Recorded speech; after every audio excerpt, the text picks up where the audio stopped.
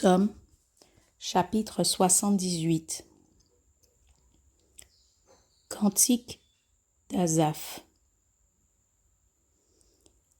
Mon peuple, écoute mes instructions. Prête l'oreille aux paroles de ma bouche. J'ouvre la bouche pour parler en parabole. J'annonce la sagesse du passé.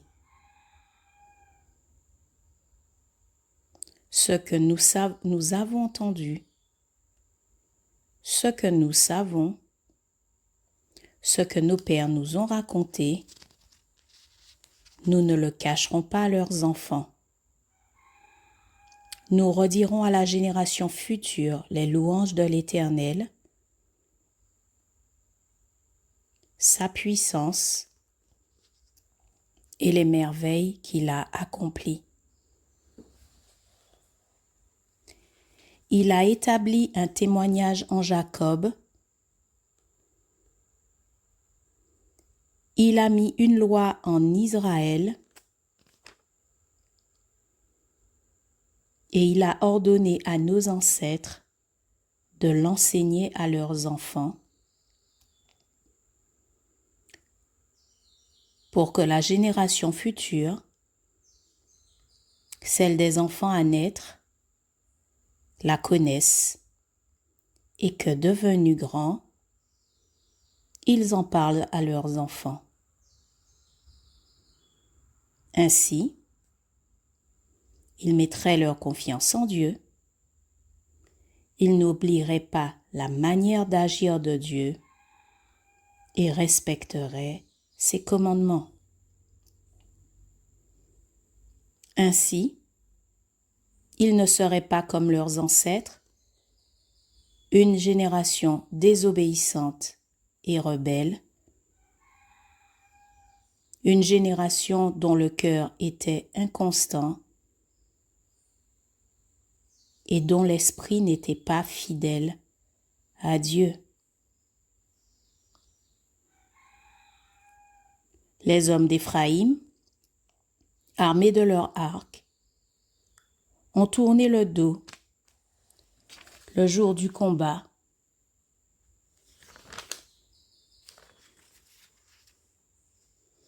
Ils n'ont pas gardé l'alliance de Dieu. Ils ont refusé de se conformer à sa loi. Ils ont oublié ses actes, les merveilles qu'il leur avait fait voir.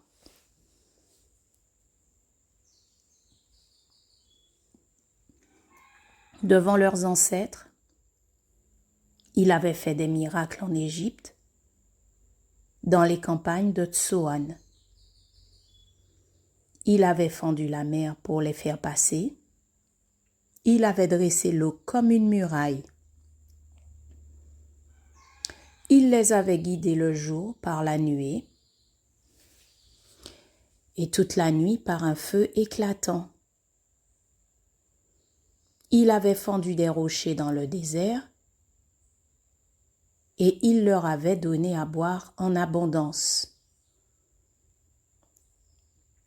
Du rocher, il avait fait jaillir des sources et couler de l'eau comme des fleuves. Mais ils ont continué à pécher contre lui, à se révolter contre le Très-Haut dans le désert. Ils ont provoqué Dieu dans leur cœur en demandant de la nourriture à leur goût.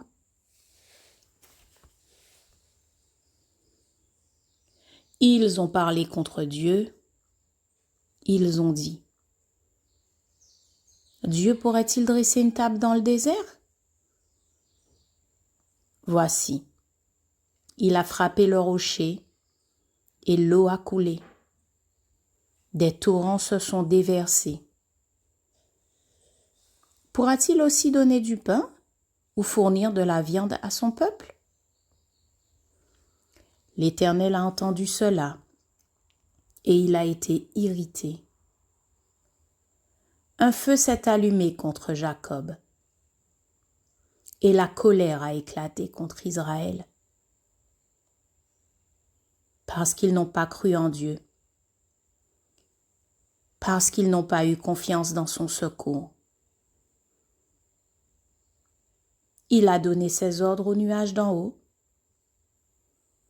et il a ouvert les portes du ciel. Il a fait pleuvoir sur eux de la manne comme nourriture. Il leur a donné le pain du ciel. Ils ont tous mangé ce pain, des grands. Il leur a envoyé de la nourriture à satiété. Il a fait souffler dans le ciel le vent d'est, et il a amené par sa puissance le vent du sud. Il a fait pleuvoir sur eux la viande comme de la poussière, et les oiseaux ailés comme le sable de la mer. Il les a fait tomber au milieu de leur camp, tout autour de leur tente. Ils ont mangé et ont été pleinement rassasiés. Dieu leur a donné ce qu'ils avaient désiré.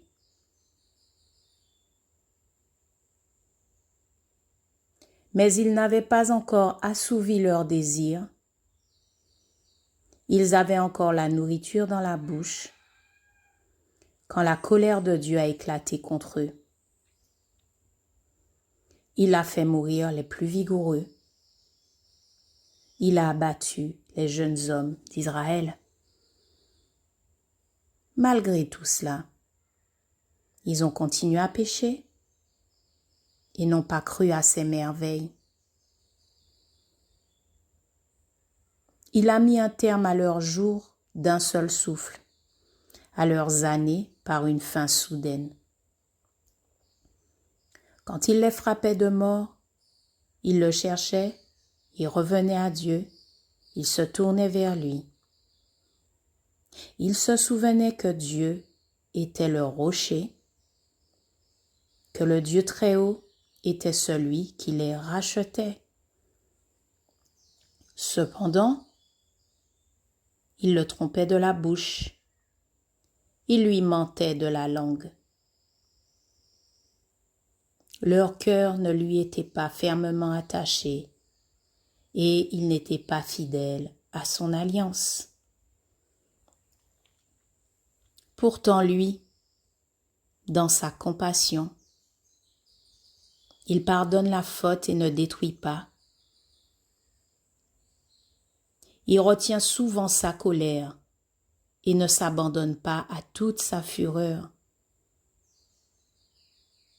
Il s'est souvenu qu'ils n'étaient que des créatures, un souffle qui s'en va et ne revient pas. Que de fois ils se sont révoltés contre lui dans le désert, que de fois ils l'ont irrité dans les lieux arides. Ainsi, ils ont recommencé à provoquer Dieu, à attrister le Saint d'Israël. Ils ne se sont pas souvenus de sa puissance, du jour où il les avait délivrés de l'ennemi, des miracles qu'il avait accomplis en Égypte et de ses prodiges dans les campagnes de Tsoan. Il avait changé leur fleuve en sang et ils n'avaient pu en boire l'eau. Il avait envoyé contre eux des mouches venimeuses qui les dévoraient et des grenouilles qui leur apportaient la dévastation. Il avait livré leur récolte aux criquets, le produit de leur travail aux sauterelles. Il avait détruit leurs vignes par la grêle et leurs sycomores par la gelée. Il avait abandonné leur bétail à la grêle et leurs troupeaux à la foudre. Il avait lâché contre eux son ardente colère la fureur, la rage et la détresse. Une troupe d'anges de malheur. Il avait donné libre cours à sa colère. Il ne les avait pas sauvés de la mort. Il avait livré leur vie à la peste. Il avait frappé tous les premiers-nés de l'Égypte, ceux qui étaient les aînés des enfants sous les tentes de Cham.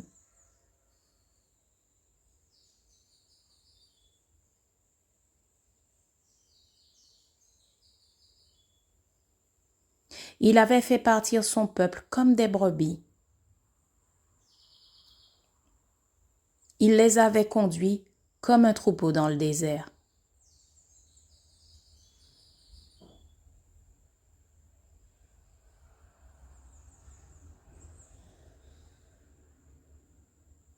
Il les avait guidés en toute sécurité pour qu'ils soient sans crainte, et la mer avait recouvert leurs ennemis. Il les avait amenés sur son saint territoire, jusqu'à la montagne que sa main droite avait conquise. Il avait chassé des nations devant eux, leur avait distribué le pays en héritage et avait fait habiter les tribus d'Israël dans les tentes de ses peuples. Mais ils ont provoqué le Dieu Très-Haut et se sont révoltés contre lui. Ils n'ont pas respecté ses instructions. Ils se sont éloignés et ont été infidèles comme leurs ancêtres. Ils se sont retournés comme un arc trompeur. Ils l'ont irrité par leur haut lieu. Ils ont excité sa jalousie par leurs idoles. Dieu a entendu cela et il a été irrité. Il a durement rejeté Israël. Il a abandonné la demeure de Silo, la tente où il habitait parmi les hommes. Il a livré sa puissance à l'exil et sa parure entre les mains de l'ennemi. Il a livré son peuple à l'épée. Il s'est irrité contre son héritage. Le feu a dévoré ses jeunes gens et ses vierges n'ont plus été célébrées. Ses prêtres sont tombés par l'épée et ses veuves n'ont pas pleuré leur mort. Le Seigneur s'est éveillé comme un homme qui a dormi, comme un héros ragaillardi par le vin. Il a frappé ses adversaires et les a fait reculer. Il les a couverts d'une honte éternelle. Il a rejeté la tente de Joseph. Il n'a pas choisi la tribu d'Éphraïm, mais il a choisi la tribu de Juda, le mont Sion qu'il aimait. Il y a construit son sanctuaire, solide comme les hauteurs, comme la terre qu'il a établie pour toujours.